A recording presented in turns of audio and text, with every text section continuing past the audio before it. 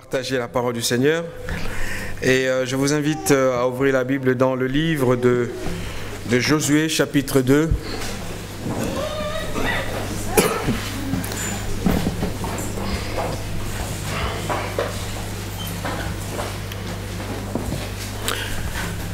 Nous n'allons pas lire tout le chapitre, mais c'est tout le chapitre qui nous concerne. Nous allons sélectionner quelques versets. Et mon désir ce matin est de pouvoir partager avec vous l'histoire d'une femme qui a fait la rencontre avec la grâce du Seigneur. Et cette femme s'appelle Rahab dans le livre de Josué. Rahab a été anciennement une prostituée qui appartenait à la nation des Cananéens. Nous le savons que le territoire que Dieu a promis de donner aux enfants d'Israël était le pays des Canaan, et ce pays était occupé. Ce pays était promis par le Seigneur comme héritage à Israël. C'est vrai que ça a créé dans le passé un débat, comment est-ce qu'on peut promettre à un peuple un territoire occupé, mais voyez-vous, la souveraineté de Dieu est quelque chose que notre intelligence ne pourrait pas saisir complètement. Mais cette femme, on le voit, même si tous les Cananéens ont été exterminés selon la parole de Dieu, mais Rahab a trouvé grâce aux yeux de Dieu. Et c'est ce que nous allons voir. Josué chapitre 2. Nous allons prendre les versets 10 à 15.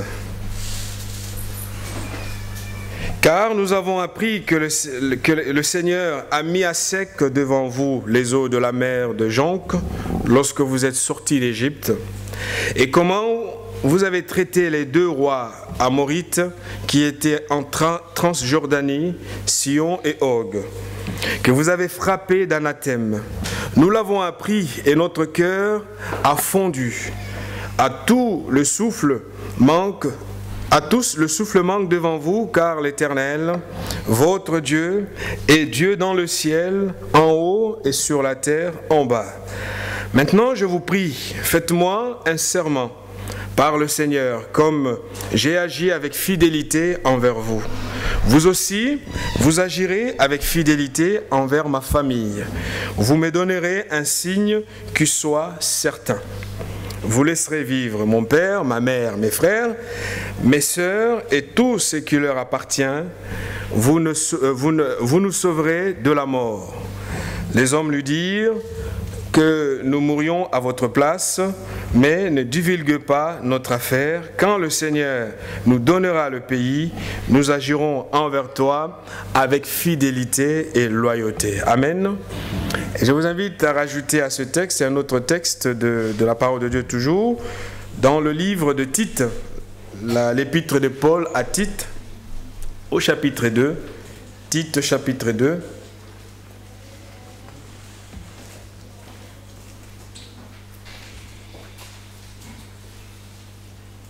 Lettre de Paul à Tite, au chapitre 2, les versets 11 à 13.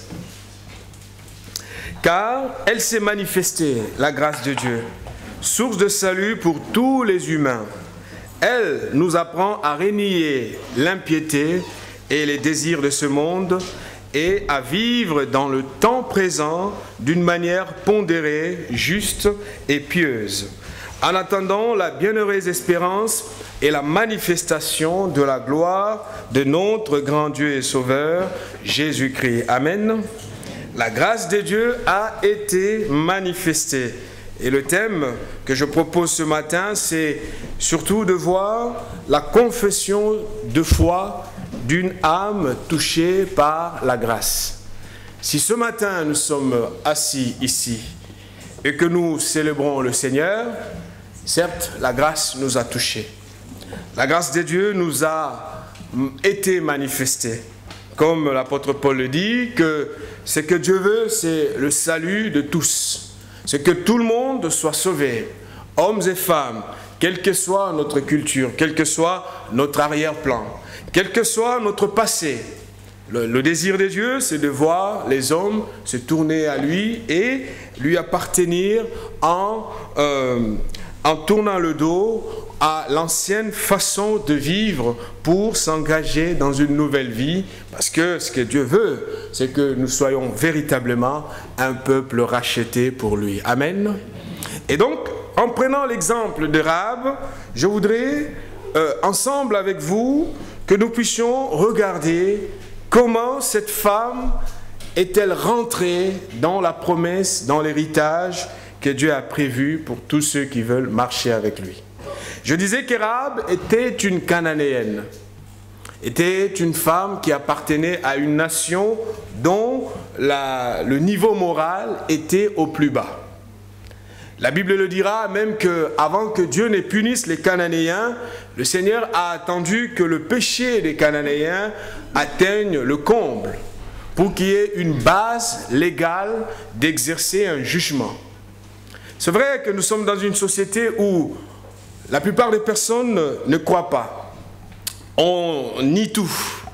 On ne croit plus à rien. On ne croit pas à Dieu, on ne croit pas aux démons, on ne croit même pas à rien du tout. Mais est-ce que c'est parce que notre société est complètement dans une dérive de négation, de refus de reconnaître l'autorité divine, que nous allons nous comporter comme des personnes qui n'avons pas discerné quelle était la grâce que Dieu nous a faite en Christ? Chers amis, ce matin, j'aimerais rappeler que la foi confessée nous mène dans notre héritage avec Dieu. Amen. Quelles que soient nos origines, quelles que soient d'où nous venons. Rahab avait une certaine façon de mener sa vie. Elle a vécu sa vie comme toute personne qui ne connaissait pas qu'est-ce que Dieu exigeait, parce que déjà, de toute façon, elle appartenait à une nation qui n'avait pas les mêmes références, qui n'avait pas la même notion de Dieu, et elle a mené tout bonnement sa vie comme tout le monde. Mais il y a un jour où elle a entendu parler du Dieu d'Israël.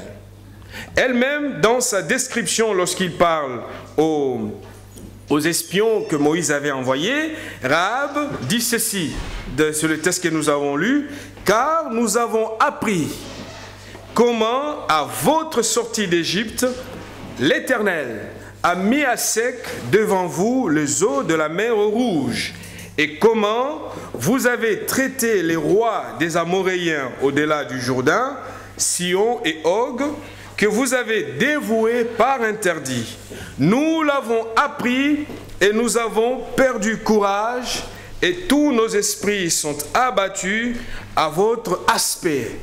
Car c'est l'Éternel, votre Dieu, qui est Dieu en haut dans les cieux et en bas sur la terre. » Et je voudrais qu'on s'attarde sur la confession de foi de cette femme. Une femme qui a fait la plus belle des confessions de foi dans la Bible, et pourtant, elle n'était pas d'une nation qui connaissait Dieu. Chers amis, marcher avec Dieu est une affaire de grâce. C'est la grâce que Dieu nous accorde et qui nous permet d'avoir les yeux ouverts. Ce matin, si vous êtes là et que vous êtes assis et que vous êtes dans la maison de Dieu et que vous entendez cette parole, j'aimerais vous rappeler que le Seigneur veut que vous puissiez rentrer en contact avec la grâce de Dieu. Amen. Elle va faire une confession de foi qui va bouleverser. Et on parlera, l'épître aux Hébreux parle de Rahab. Non seulement l'épître aux Hébreux, mais même dans la tradition juive, on n'a pas oublié cette femme, parce que selon les évangiles, cette femme va être, c'est d'elle que naîtra même le Messie, toute la descendance de la promesse. Voyez-vous, Dieu, ce n'est pas une histoire d'une culture. C'est une affaire de répondre au message de la grâce, à la parole que nous entendons. On peut dire, mais je le tends. Rahab aurait pu attendre aussi, laisser passer les années, mais seulement à la porte de sa ville, il y avait un jugement qui était là. Si elle avait traîné les pieds et qu'elle avait repoussé à demain ce qu'il fallait faire ce jour-là, cette grâce du Seigneur serait passée complètement et elle aurait été traitée comme les autres nations. Ça fait peut-être des années et des mois et plusieurs temps que tu viens dans l'église, mais que tu as du mal à comprendre ce que Dieu veut et ce que Dieu attend de toi. Alléluia. La foi vient de ce qu'on entend, l'apôtre Paul dira. Ce qu'on entend vient de la parole de Christ. Et encore Paul de dire que si tu confesses de ta bouche le Seigneur Jésus, tu seras sauvé. Et ce matin, je voudrais que nous puissions tous ensemble, chers amis, rentrer dans cet héritage que Dieu nous a promis. On voit dans la vie de Rahab, Jacques va donner en exemple cette femme comme étant une femme dont la vie et la foi étaient ensemble. Parce qu'elle a démontré au travers de sa personne, au travers de son engagement, la véritable foi qui agissait en elle. Il n'y a pas de salut dans les égarements de ce monde. On peut naître dans une famille chrétienne, avoir les parents chrétiens, mais cela n'est pas une garantie qu'on continuera à aller à l'église. Il faut que chacun discerne la grâce que Dieu lui fait. Nous connaissons un grand philosophe qui a révolutionné notre monde aussi, il s'appelle Nietzsche. Nietzsche était fils d'un pasteur. Donc il a grandi dans une famille chrétienne. Il est rentré au contact de la foi chrétienne. Et cet homme, toute sa vie, va combattre le christianisme de façon... Mais quand vous lisez ses écrits, il va même écrire un bouquin qu'on appelle l'Antichrist. Et dans ce livre, si vous lisez ce que raconte Nietzsche, vous êtes complètement perdu. On peut côtoyer l'église, venir jour après jour à l'église, mais cela n'est pas la garantie que je continuerai toujours à aller à l'église. Il faut prendre la mesure de la grâce que Dieu nous fait ce matin. Alléluia. Il faut prendre la mesure de cette grâce. Tout le monde n'a pas les yeux ouverts. C'était tout un pays, toute une nation, mais dans cette nation-là, une seule femme sera sauvée. Oui, bien sûr, elle, ses parents, ses frères, ses sœurs, parce qu'elle avait fait le marché avec les espions en disant, écoutez, eu égard à ce que j'ai fait pour vous, je voudrais que quand vous arriverez le jour de la destruction, que vous vous souveniez de ma famille. Et Dieu a tenu sa promesse, il l'a sauvée, elle, non seulement elle, mais aussi toute sa famille. Ça rappelle encore cette parole que l'apôtre Paul et Silas vont dire aux geôliers en disant « Crois au Seigneur Jésus et tu seras sauvé toi et ta famille. » Alléluia. Et on le voit. Pourquoi Rahab va avoir peur? Elle dit « Mais nous avons entendu ce que vous avez fait depuis que vous avez traversé la mer Rouge. Et en apprenant ce qui s'est passé, nous sommes abattus. » Chers amis, ne tombons pas dans le relativisme, dans la façon de ne croire à rien de cette génération. On relativise tout. Dieu devient notre meilleur ami. Les démons, ça n'existait pas. Satan, c'est une fabrication. D'ailleurs, Dieu, c'est une fabrication, disent certains. Jusqu'à ce que le scandale, le choc arrive de façon soudaine, comme la Bible le dit. Un jour, Jésus disait aux gens qui ne croyaient pas non plus, parce qu'à son époque, c'était pareil. Ils étaient là dans la négation totale, dans le refus d'offrir leur cœur au Seigneur. Le Seigneur va répondre dans Matthieu chapitre 24, lorsque les apôtres lui ont posé la question concernant les signes de la fin des temps. Jésus dira ceci: « Ce qui arriva du temps de Noé arrivera de même à l'avènement du Fils de l'homme.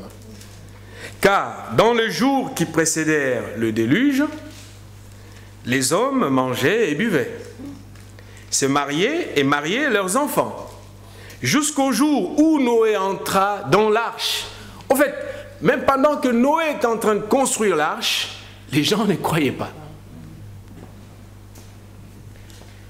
Il était traité, il était considéré comme un fou, comme un malade, comme nous en avons beaucoup dans la société.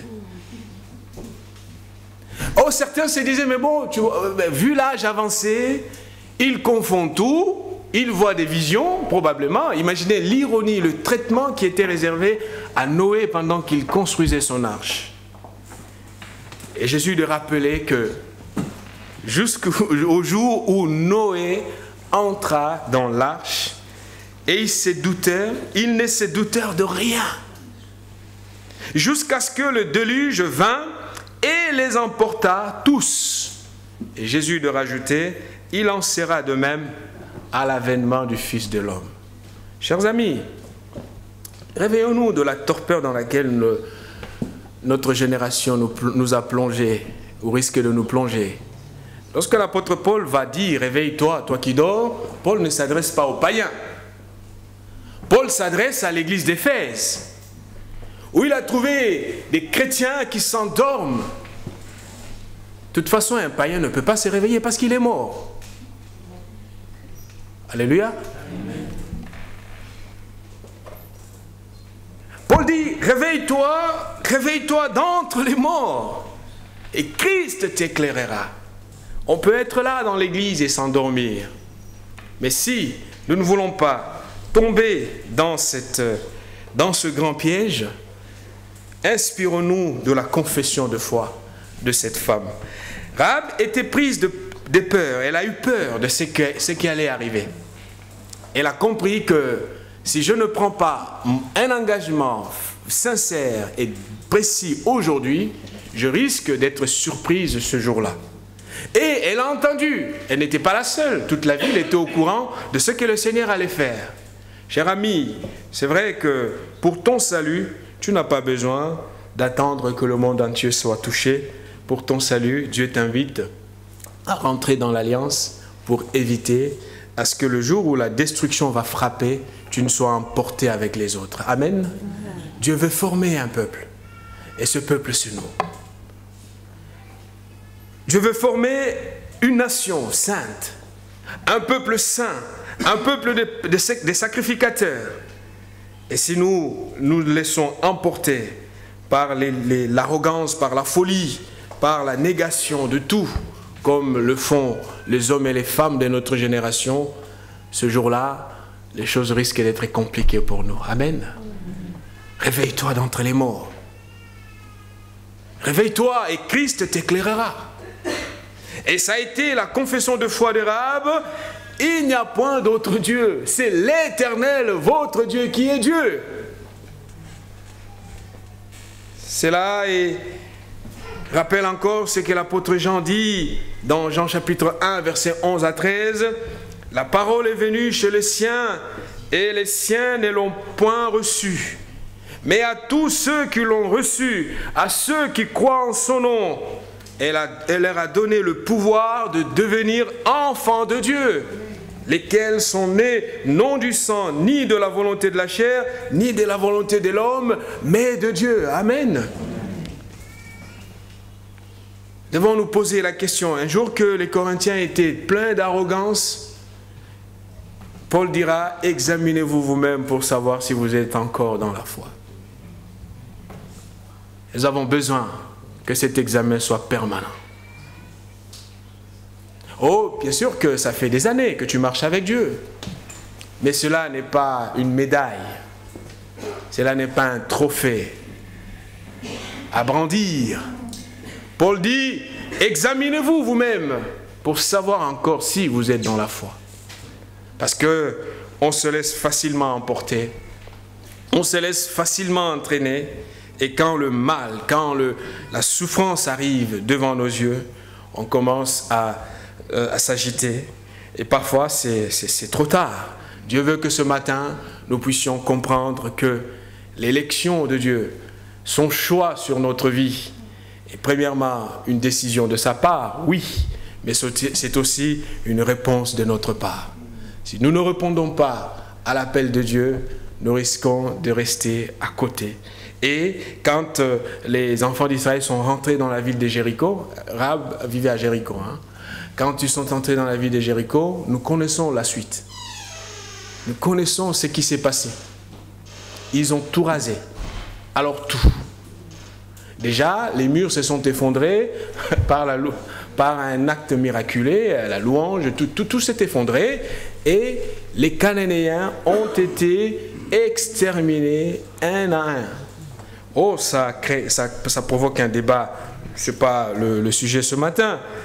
Ça peut peut-être choquer sur le plan éthique, mais Dieu a attendu qu'il y ait une base légale pour sanctionner le mal qu'avaient commis les Cananéens. Ce matin, chers amis, nous aimerions, je vous invite à ce que chacun d'entre nous prenne conscience de la grâce de Dieu dans sa vie. Que chacun d'entre nous reconnaisse que Dieu l'aime et Dieu veut qu'il soit dans la relation avec lui. Et comme Rahab, que nous puissions avoir le désir de mettre notre vie à l'abri. Parce que si, de notre part, il n'y a pas un engagement véritable, il n'y a pas ce désir d'être là où le Seigneur veut que nous soyons, nous risquons de nous remplir d'illusions. Et vous savez, les illusions, c'est toujours des choses qui, lorsqu'elles passent, nous nous rendons compte de la réalité et la souffrance devient encore beaucoup plus grande. Je me rappelle encore de la prédication de Jean-Baptiste qui, si un prédicateur se permet de prêcher comme ça aujourd'hui, je crois qu'on l'arrêterait, on le lapiderait. Lui-même d'ailleurs, il a mal fini parce qu'il avait un message qui était très difficile à entendre. Paul le dira, il dira à Timothée, il dira, écoute, il arrivera le temps où ces gens, les gens de notre génération, oh, il parlait des Éphésiens, bien sûr, mais non seulement les Éphésiens, il dira, ils vont se donner une foule de docteurs et ils vont entendre des paroles qui sont agréables aux oreilles. Des paroles qui caressent dans le sens des poils. Et c'est comme ça la race humaine, c'est comme ça l'homme. Quand un message vient et ça le bouge, ça le bouscule dans son confort, il se lève, il s'énerve. Et Jean-Baptiste, nous savons pourquoi il a été décapité. Parce que son message gênait. Mais voyez-vous, même si le message gêne, cher ami, mieux vaut être agréé par Dieu que par les hommes. Alléluia. Amen. Écoutez ce que Jean disait. Il disait donc à ceux qui venaient en foule, il disait, pour être baptisés par lui, race des vipères, qui vous a appris à fuir la colère à venir. Produisez donc des fruits dignes de la repentance et ne vous mettez pas à dire en vous-même, nous avons Abraham pour père. Car je vous déclare que de ce pierre, Dieu peut susciter des enfants à Abraham. Déjà même, la cognée est mise à la racine des arbres. Tout arbre donc qui ne produit pas de bons fruits sera coupé et jeté au feu. Ah, c'était difficile à entendre, mais c'était la vérité. J'aimerais peut-être ouvrir une parenthèse, excusez-moi. Imaginons que Jean s'adresse à nous ce matin. Et dans son message, l'accent est qu'il faut que l'arbre produise des fruits. Donc, je nous considère, vous comme moi, considérons-nous comme un arbre. Je sais que vous êtes gentils, vous me laisserez sortir après, il n'y a pas de problème. Considérons-nous comme un arbre et posons-nous en retour la question, où sont les fruits? Alléluia. Oh, j'entends quelqu'un de très spirituel me dire, oui, il y a les fruits de l'esprit. Galates 5, 22. Oh, je ne conteste pas. Mais est-ce que ces fruits de Galates 5, 22 sont pleinement en toi?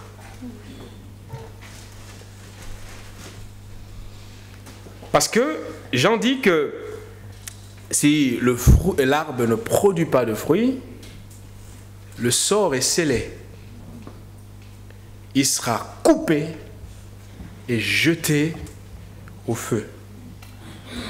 C'est pour cela que vous avez des vies spirituelles qui sont tellement sèches que on peut en vouloir au monde entier. Ah, c'est de sa faute, ah, c'est lui, et donc tu vois, donc non. Revenons tout simplement à la source et comprenons que le Seigneur est en train de se former un peuple. Et si, comme Rahab, je ne décide pas de confesser ma foi, je risque d'être complètement à côté de la plaque. Alléluia. Notre cœur a besoin ce matin de revenir à cette source qui est Dieu. On ne peut pas être adorateur de Dieu, marcher avec lui, faire partie de sa famille si nous ne faisons pas parler notre foi. C'est quoi la foi? Oh, on peut répondre comme l'Épître aux Hébreux, une ferme assurance des choses qu'on espère, une démonstration de celles qu'on ne voit pas. Oui, c'est une façon de définir la foi. Mais la foi, c'est aussi comprendre que, comme Rahab, le royaume de Dieu arrive. Le Seigneur a déjà commencé son œuvre. Soit je résiste jusqu'au bout et je serai écrasé, soit je renonce à moi-même et je confesse le Dieu d'éternité. Alléluia. C'est l'Éternel qui est Dieu, en haut dans les cieux et en bas sur la terre. Rahab était dans une société polythéiste où il y avait beaucoup de divinités. Mais elle a vu que toutes ces divinités ne pouvaient pas apporter la réponse satisfaisante à son âme assoiffée.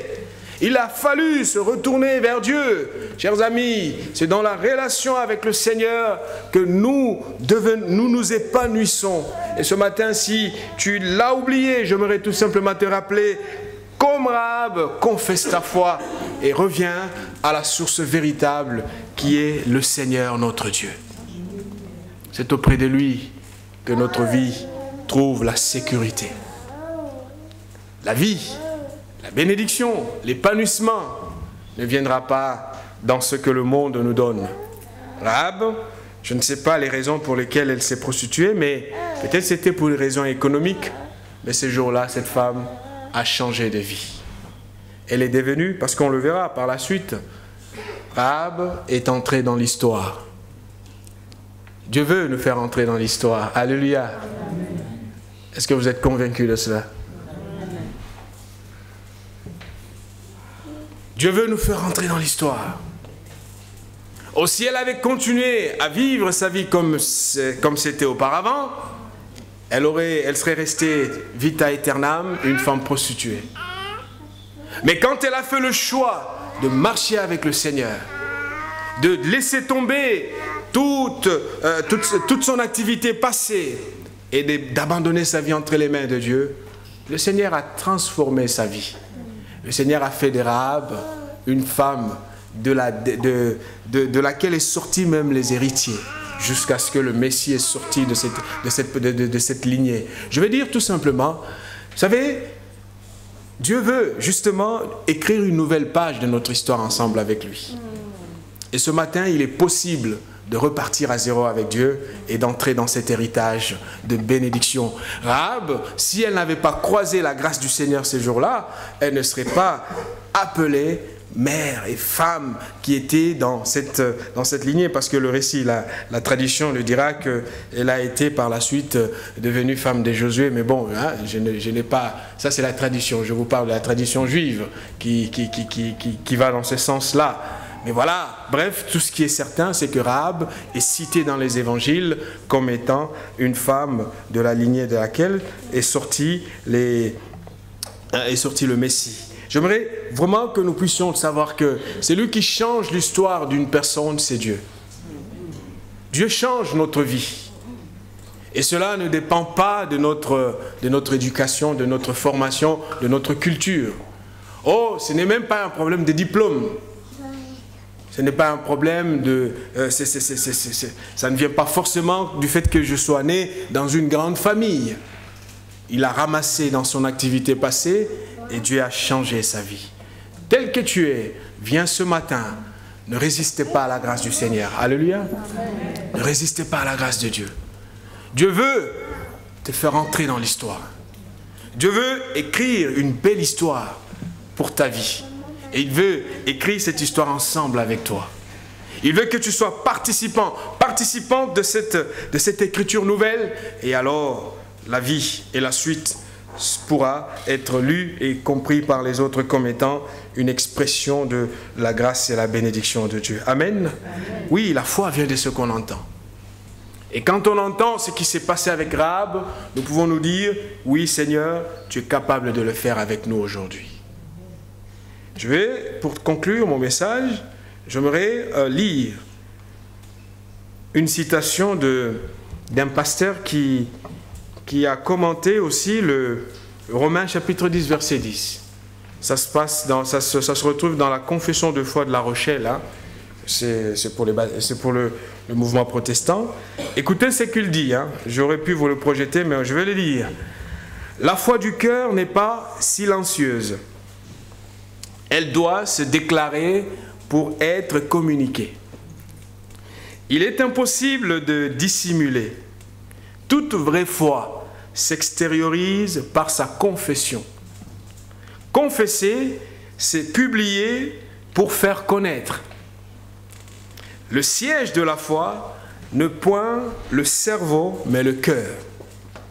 Elle doit l'embraser du désir de la gloire de Dieu, de sorte que la flamme s'en montre au dehors.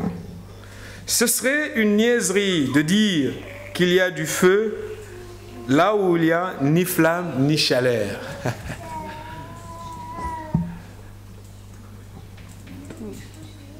Je ne sais pas si vous avez... J'aurais pu projeter la prochaine fois.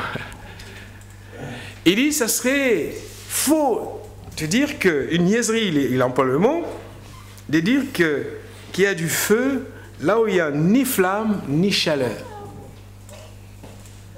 Autrement dit, si ma foi n'est pas confessée, ce n'est pas la foi, c'est autre chose. Et nous aimerions ce matin tous ensemble entrer dans cette dimension de la confession. Pourquoi je loue Dieu? Pourquoi je suis Jésus? Pourquoi je célèbre le Seigneur? C'est parce que j'ai compris qui il est et j'ai compris l'œuvre qui s'est faite dans ma vie. Amen. Puisse ce matin nos cœurs et nos vies être complètement entre les mains du Seigneur. Et alors, comme Rahab, notre foi va parler. Elle va se démontrer. Elle va être publiée.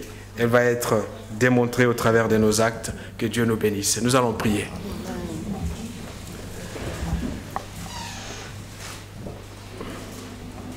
Seigneur, nous te remercions pour ce message de Rahab. Et nous avons, Seigneur, nous avons essayé de comprendre et de partager ensemble les raisons qui ont motivé cette femme à confesser sa foi. Et nous avons compris que Rahab voulait mettre sa vie à l'abri. Elle était prise de peur, Seigneur, de voir que le jugement de Dieu arrivait. Elle a fait le choix, le bon choix, de confesser le Dieu de victoire, le Dieu d'éternité. Seigneur, ouvre nos yeux. Seigneur, pour que nous ne puissions pas nous endormir comme les autres.